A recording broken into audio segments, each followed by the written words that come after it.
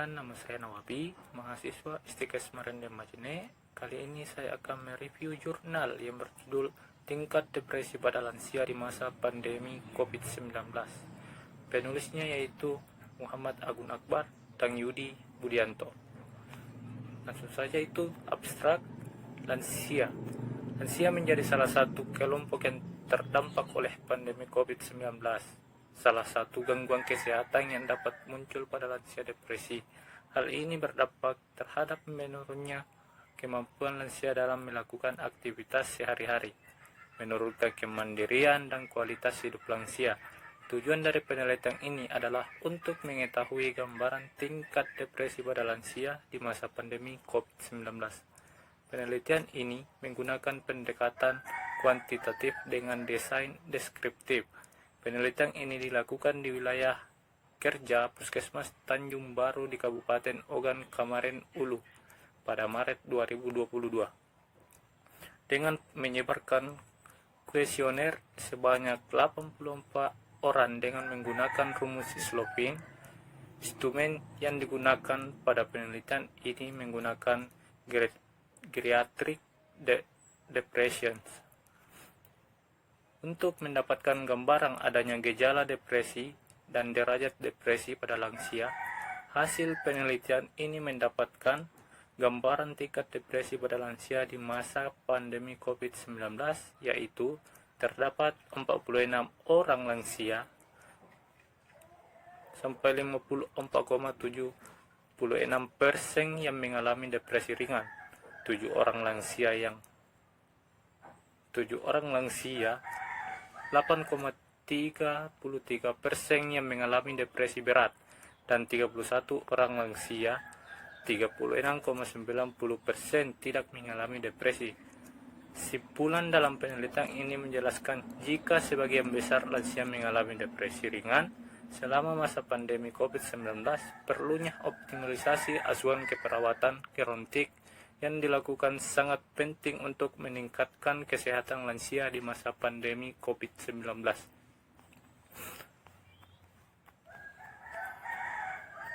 Adapun pendahuluan, lansia menjadi salah satu kelompok yang terdampak oleh pandemi COVID-19 jika mereka tertular SARS-CoV.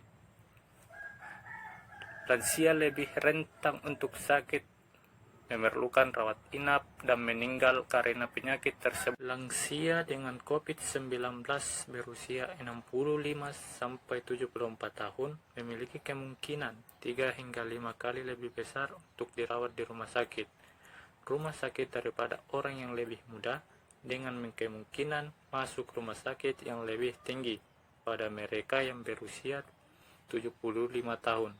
Dan lansia dengan COVID-19 yang lemah juga lebih mungkin untuk mengalami delirium.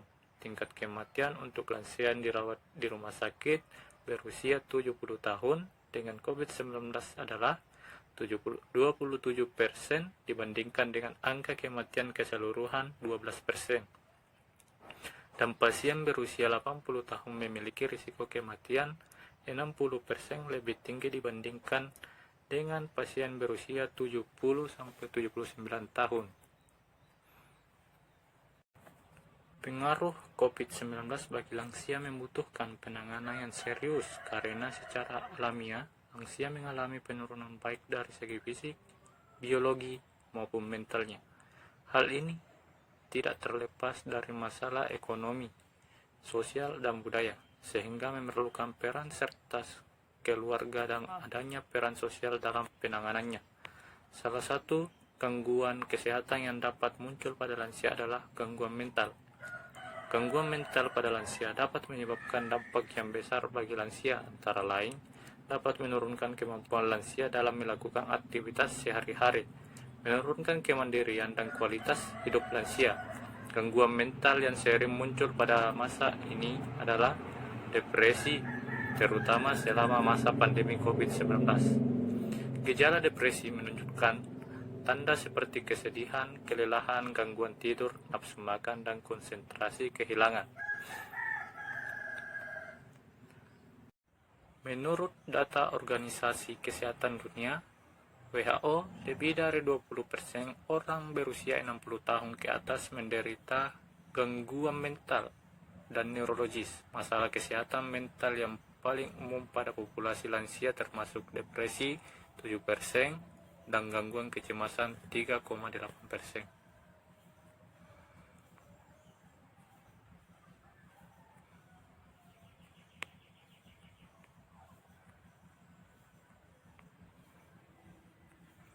Oleh karena itu, pendekatan penilaian yang komprehensif dan kategorisasi determinan yang sistematis dapat membantu mengidentifikasi kelompok lansia yang berisiko.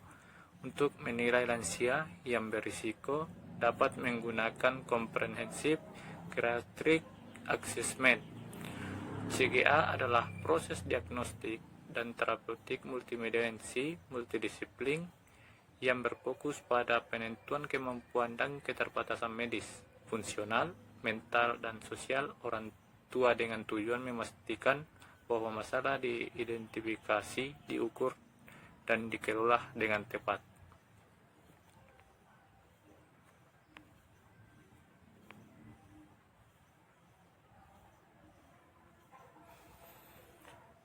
Berdasarkan latar belakang tersebut, pentingnya untuk memberikan gambaran terkait depresi pada lansia agar dapat mencegah kekhawatiran mengenai efek buruk jangka panjang yang mungkin terjadi pada kesehatan fisik dan mental mereka.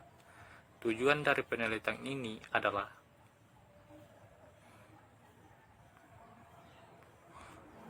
untuk mengetahui gambaran tingkat depresi pada lansia di masa pandemi COVID-19.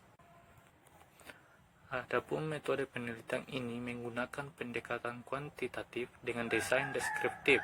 Penelitian ini dilakukan di wilayah kerja Puskesmas Tanjung Baru di Kabupaten Ogan Komering, Hulu pada Maret 2022 dengan menyebarkan kuesioner secara daring menggunakan Google Form yang dikirimkan kepada keluarga untuk memfasilitasi pengisian kuesioner. Pengambilan sampel menggunakan teknik simple random sampling sebanyak 84 orang dengan menggunakan rumus Slopin. Adapun kriteria eksklusi pada penelitian ini adalah lansia yang berumur 55 tahun, dapat berkomunikasi dengan baik, bisa membaca dan menulis, dan bersedia menjadi responden. Sedangkan kriteria eksklusi pada penelitian ini yaitu lansia yang sakit.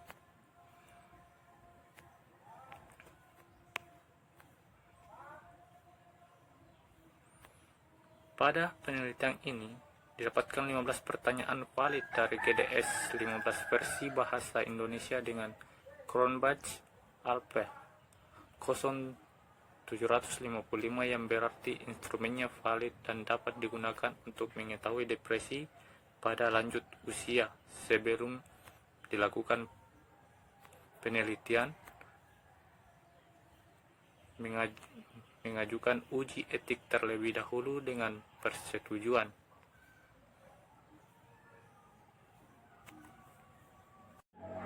Adapun hasilnya, berdasarkan penelitian dilakukan pada masyarakat di wilayah kerja Puskesmas Tanjung Baru, maka didapatkan distribusi frekuensi responden disajikan pada tabel berikut. Yang pertama, tabel pertama distribusi frekuensi responden, yang dimana umur atau tahun lansia awal 46 sampai 55 tahun, frekuensinya 44 52,38%. Lansia akhir 56 sampai 65 tahun, frekuensinya 29 34,52%. Manula 66, frekuensinya 11 13,10%. Total 83 frekuensi 100%. Jenis kelaminnya laki-laki 52 frekuensi 66,67%. Perempuan frekuensinya 28 33,33%. Total frekuensinya 84 100%. Pendidikan SD frekuensinya 6 7,14%. SMP frekuensinya 17 20,24%, SMA 37 frekuensi 44,05%, perguruan tinggi 24 frekuensi 28,57%, totalnya 84 frekuensi 100%. Status perkawinannya kawin, frekuensinya 49 58,33%, belum kawin frekuensinya 2,38%, cerai hidup atau cerai mati frekuensinya 39,29%, total frekuensinya 84 frekuensi 100%. Berdasarkan tabel di atas, diketahui bahwa dari 84 responden didapatkan jika sebagian besar responden, yaitu lansia awal 46 sampai 55 tahun, sebesar 52,38%, mayoritas berjenis kelamin laki-laki, 66,67%, sebagian besar berpendidikan SMA, 44,05%, dan sebagian besar responden berstatus kawin 58,33%. Adapun tabel yang kedua, distribusi frekuensi tingkat depresi pada lansia di masa pandemi COVID-19. Yang pertama itu normal. Respondennya 36,90%. Yang kedua itu depresi ringan. Respondennya 54,76%. 3 itu depresi berat. Respondennya 8,33%. Total respondennya 84,100%.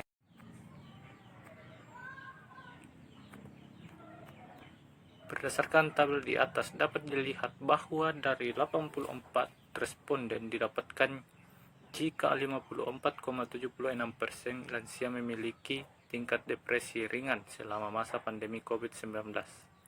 Adapun pembahasan sama halnya dengan semua tahapan kehidupan, usia yang lebih tua membawa tantangan sendiri.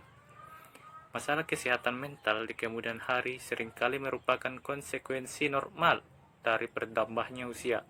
Gambaran tingkat depresi pada lansia di masa pandemi COVID-19 di wilayah kerja Puskesmas Tanjung Baru menunjukkan hasil jika dari 84 responden terdapat 46 orang lansia, 54,76% yang mengalami depresi ringan, 7 orang lansia, 8,33% yang mengalami depresi berat, dan 31 orang lansia 36,90% tidak mengalami depresi. Depresi adalah gangguan mood yang serius yang dialami oleh beberapa lansia, namun depresi klinis bukanlah bagian normal dari penuaan. Faktanya, penelitian menunjukkan bahwa kebanyakan lansia yang lebih tua merasa puas dengan kehidupan mereka, meskipun memiliki lebih banyak penyakit atau masalah fisik daripada orang yang lebih muda. Ada banyak hal yang mungkin menjadi faktor risiko depresi bagi sebagian orang. Perubahan pada otak dapat mempengaruhi suasana hati dan mengakibatkan depresi setelah peristiwa besar dalam hidup, seperti diagnosis medis atau kematian orang yang dicintai. Terkadang, mereka yang mengalami stres berat, terutama orang-orang yang merawat orang-orang terkasih yang menderita penyakit serius atau cacat, dapat merasa tertekan. Pandemi COVID-19 dan resesi ekonomi telah berdampak negatif pada kesehatan mental banyak orang dan menciptakan hambatan baru bagi orang-orang yang sudah menderita penyakit mental sebelumnya, terutama pada lansia. Bagi orang dengan penyakit kronis, kemungkinan mengalami gangguan kesehatan mental bersamaan dapat diperburuk oleh kerentanan mereka terhadap penyakit parah akibat COVID-19.